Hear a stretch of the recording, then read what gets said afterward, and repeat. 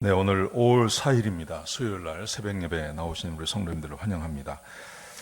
말씀 나누기 전에 우리 공동기도 제목으로 기도하는 시간 갖도록 하겠습니다. 기도하시겠습니다. 홍석화 집사의 암을 치료해 주십시오. 배옥진 집사의 뇌졸중을 치료해 주십시오. 언어가 회복되고 오른쪽 팔다리에 힘이 생겨나도록 해 주십시오. 곽한나 집사의 허리를 치료해 주십시오. 권하자 집사가 다시 걷도록 해 주십시오. 오기선 어린이가 회복이 잘 되게 해 주십시오. 이승학 성도의 뇌종양 치료가 잘 되게 해 주십시오. 김영빈 집사를 치료해 주십시오. 권현민 형제를 치료해 주십시오. 우한 폐렴으로부터 우리를 지켜 주십시오. 예수님의 이름으로 기도합니다. 아멘. 오늘 본문의 말씀은 고린도전서 1장 26절에서 31절까지 말씀입니다.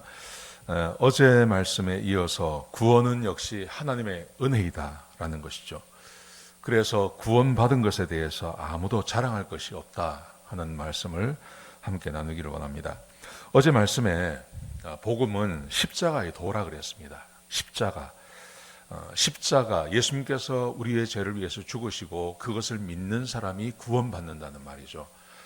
여러분, 그런데 이것이 멸망하는 자들, 구원받지 못하는 사람들에게는 굉장히 미련해 보인다는 것입니다. 말도 안 되는 소리다 말하죠. 왜냐하면 이 세상에 나오는 모든 종교는 구원을 위해서 자기가 뭔가를 해야 됩니다. 불교도 마찬가지고 힌두교도 그렇고요. 세상의 모든 종교가 다 그렇습니다. 구원을 얻기 위해서 자기가 뭔가를 하는 겁니다. 내가 뭔가를 하고 또 내가 이렇게 종교에 귀의하기도 하고 자기가 선한 삶을 살기도 하고 하다못해 이슬람 같은 경우는 자폭 테러라도 해야 그래야 구원을 받는다고 말하죠. 그런데 우리 기독교에서는, 특별히 우리 십자가의 도에서는 그게 아니라 하나님께서 다 해주셨고 사람이 이것을 인정하고 받아들이기만 하면 구원받는다는 겁니다. 멸망하는 사람들, 예수 믿지 않는 사람들에는 이게 너무 어리석고 미련하게 보이는 겁니다. 여러분, 그런데 구원받는 사람에게는 하나님의 능력이 된다는 거죠. 어제 우리가 그런 말씀을 함께 나누었습니다. 여러분, 근데 오늘 이 본문의 말씀도 그 말씀 그대로 이어져 가는 것입니다. 자, 이렇게 말씀하십니다. 그러므로 너희를 한번 봐라. 사도 바울이 고린도 교회를 향해서 말합니다. 너희 자신을 한번 봐라. 너희 가운데 지혜로운 자가 많지 않고 능한 자가 많지 않고 문벌 좋은 자가 많지 않다. 이것은 고린도 교회뿐만이 아니라 대부분의 교회가 다 마찬가지입니다.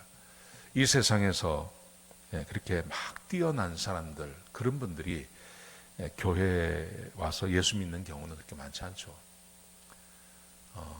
실제로 공부를 많이 하신 분들, 또 높은 지위에 있는 분들, 또 많은 것을 가진 분들, 또 건강하고 이런 사람들, 예수님 참 믿지 않습니다. 근데 연약하고 지혜 없고 또 문벌이 없는 사람들이, 그런 사람들이 예수 믿는 경우가 많습니다.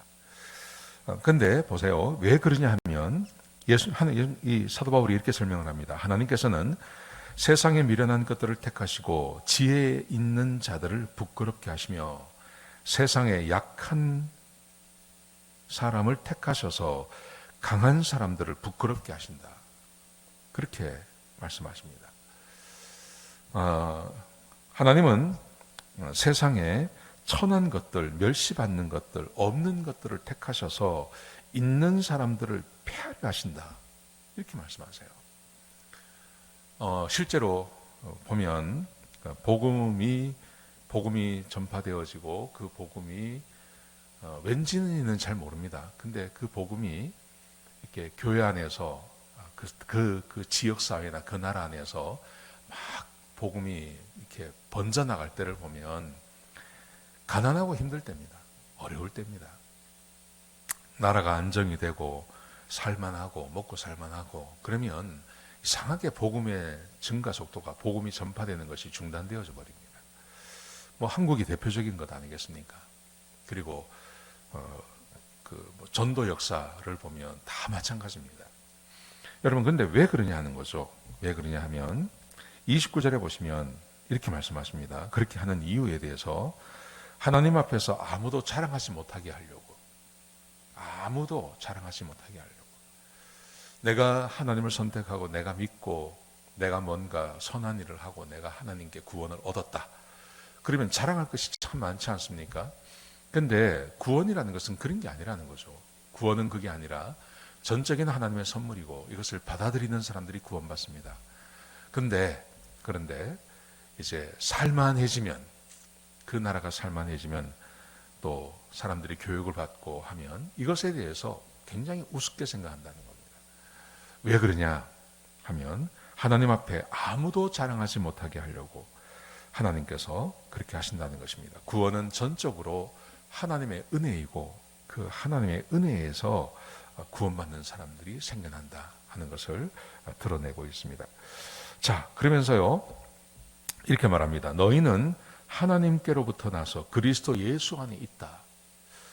구원인 하나님, 너희 구원받은 사람들 말하는 거죠. 고린도 교회 교인들을 말하는 것입니다. 너희는 하나님께로부터 나서 하나님의 사람이었다는 거죠. 하나님께서 선택하셨다는 말입니다. 하나님께서 선택하셔서 하나님의 은혜로 그 구원이 사람들에게 주어진 것입니다. 구원은 전적으로 하나님의 은혜입니다. 사람이 선택하는 거 아닙니다. 누구도 사람의 힘으로 구원을 받을 수 있는 사람이 없습니다.